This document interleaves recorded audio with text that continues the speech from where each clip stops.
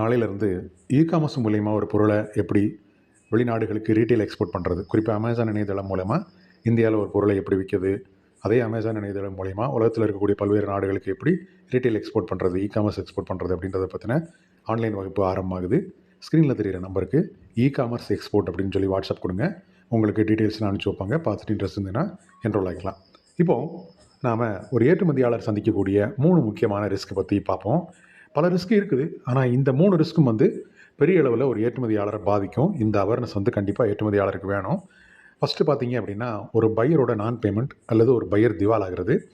ஒரு பையரோட கம்பெனி இங்கேருந்து பொருளை வாங்கினதுக்கு அப்புறம் அவங்க திவாலாகலாம், அல்லது கடன் சுமை அதிகமாக இருக்கிறதுனால அவங்க பேமெண்ட் பண்ண முடியாமல் போகலாம்.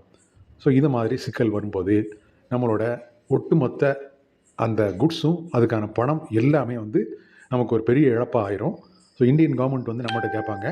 நாம் அதுக்கு ப்ராப்பர் ரிப்ளை கொடுக்கணும். ஆர்பிஐ மூலிமா நமக்கு என்கொயரி வரும், அதுக்கு ப்ராப்பர் ரிப்ளை கொடுக்கணும். ஸோ இது எப்படி அவாய்ட் பண்ணுறது, இந்த மாதிரி சிக்கல்லேருந்து எப்படி தப்பிக்கிறது அப்படின்றத பற்றி பின்னாடி பார்க்கலாம். ரெண்டாவது பார்த்தீங்க அப்படின்னா, ஃபேக்னால் எல்லாமே ஃபேக். Company registration fake. அதாவது ஒரு பையர் ஃபேக்காக ஒரு கம்பெனி ரெஜிஸ்டர் பண்ணுறது, ஃபேக்காக எல்சி கொடுக்குறது, ஃபேக்காக ஆர்டர் ஷீட் கொடுக்குறது, எல்லாமே ஃபேக். இது வேணும்னே ஏமாத்தணும் அப்படின்ற இன்டென்ஷனோட பண்ணுறது. ஸோ இதில் நிறைய எக்ஸ்போர்ட்டர்ஸ் போய் மாட்டிக்கிறாங்க தெரியாமல். ஸோ அவங்கள பொறுத்தவரையில் அவங்க வெப்சைட் காமிப்பாங்க, எல்சி அனுப்புவாங்க, ஆர்டர் ஷீட் கொடுப்பாங்க, கொஞ்சம் அட்வான்ஸ் தரேன்னு சொல்லுவாங்க, அட்வான்ஸ் அனுப்பக்கூட செய்வாங்க. ஸோ இதெல்லாம் நம்பி டெம்ப்ட் ஆகி நாம் இங்கேருந்து என்ன பண்ணுவோம், ஒரு 20% 30% அட்வான்ஸ் வாங்கிட்டு பேலன்ஸ் 70% கிரெடிட்டில் ஓப்பன் அக்கௌண்ட்டில் கூட்ஸ் அனுப்பிச்சி விட்ருவோம். அதோடு சரி, பணம் வராது, பையரே பிடிக்க முடியாது. நாம் ஓப்பன் அக்கௌண்ட்டில் அனுப்பிச்சதுனால நமக்கு எந்த ஒரு செக்யூரிட்டியும் இல்லாமல் நம்ம அனுப்பிச்சிருப்போம். ஸோ அதனால் மொத்த லாஸ் ஆகி போகும். மூணாவது பார்த்தீங்க அப்படின்னா, இது நம்ம கண்ட்ரோல்லே இல்லை. அது என்ன அப்படின்னா, ஒரு நாடு திடீர்னு வெளிநாடுகளுக்கு அந்நிய செலாவணி அனுப்புறதுக்கு தடை விதிக்குது. சமீபத்தில் கூட சில வருஷங்களுக்கு முன்னாடி இலங்கை இதே மாதிரி தடை விதித்தாங்க.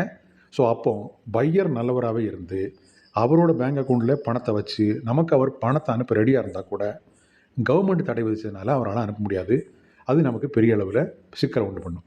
ஸோ இந்த மாதிரி சிக்கல்களை நாம் எப்படி இதிலிருந்து நாம் எப்படி பாதுகாத்துக்கிறது அப்படின்னா, அதுக்கு தான் இசிஜிசி அப்படின்ற அமைப்பு இருக்குது.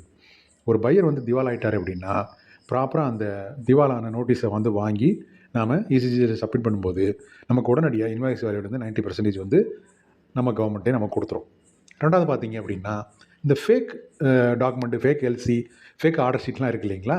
ஸோ இந்த மாதிரி ஃபேக் எல்சிலாம் வந்தது அப்படின்னா நாம் என்ன பண்ணலாம், நம்ம பேங்க்கில் அந்த எல்சியை கவுண்டர் வெரிஃபை பண்ண சொல்லலாம். உண்மையிலே வெளிநாட்டில் அப்படி ஒரு பேங்க் இருக்கா, உண்மையிலே அந்த பேங்க் இந்த எல்சி ஓப்பன் பண்ணியிருக்கா, இது எனக்கு கவுண்டர் வெரிஃபை பண்ணி எனக்கு சர்டிஃபிகேட் கொடுங்க அப்படின்னு சொல்லி கேட்டோம் அப்படின்னா, அவங்க டேரெக்டாகவோ அல்லது இன்னொரு பேங்க் மூலியமாகவோ ஒரு சின்ன சர்வீஸ் சார்ஜ் வாங்கிட்டு அதை நமக்கு கவுண்டர் வெரிஃபிகேஷன் பண்ணி கொடுப்பாங்க. ஸோ அப்போ அந்த மாதிரி வெரிஃபை பண்ணி இது ஜெனுவின் தான் அப்படின்னு சொன்னதுக்கப்புறம் நாம் ட்ரேட் பண்ணலாம். மூணாவது பார்த்தீங்க அப்படின்னா, இந்த கண்ட்ரி ரிஸ்க். இந்த கண்ட்ரி அந்நிய செலாவணி அனுப்புறதுக்கு தடை அப்படிங்கும்போது அது நமக்கு ஒரு பெரிய அளவில் ட்ராபேக்காக இருக்கும். அந்த கண்ட்ரி அதுலேருந்து மீண்டு வர வரைக்கும் நாம் வெயிட் பண்ணி தான் ஆகணும். ஸோ அப்போது நாம் ஆர்பிஐக்கு ப்ராப்பராக எங்கள் பையர் பே பண்ண தயாராக இருக்கிறாரு, ஆனால் அந்த கண்ட்ரியோட ரெஸ்ட்ரிக்ஷனால் அவரால் பணம் அனுப்ப முடியல அப்படின்றத எடுத்து சொன்னோன்னா ஆர்பிஐ அக்செப்ட் பண்ணிப்பாங்க.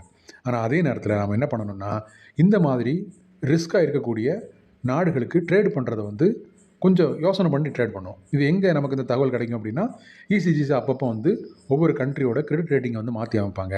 ஸோ அதெல்லாம் நம்ம ப்ராப்பராக செக் பண்ணிகிட்டு இருக்கணும். அப்படி செக் பண்ணும்போது நமக்கு தெரியும். ரெண்டாவது, ஒரு நாடு திடீர்னு இந்த மாதிரி ஒரு ஸ்டெப்பு எடுக்க மாட்டாங்க. அந்த நாட்டோட சூழல் கொஞ்சம் கொஞ்சமாக மோசமாகிட்டு இருக்கும்.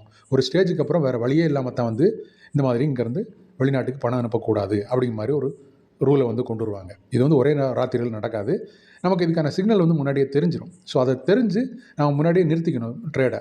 அப்படி நிறுத்துக்கிறது தான் பெஸ்ட். அப்படி நிறுத்தாமல் நாம் இது வரைக்கும் பண்ணிட்டோம், பையர் கையை விட்டு போயிடக்கூடாது, நாட்டில் நிலைமை கொஞ்சம் மோசமாக தான் இருக்குது தெரியும், இருந்தாலும் நான் பண்ணுறேன்னு சொல்லி பண்ணி நிறைய பேர் மாட்டிப்பாங்க. அந்த மாதிரி நாம் மாட்டிக்க கூடாது.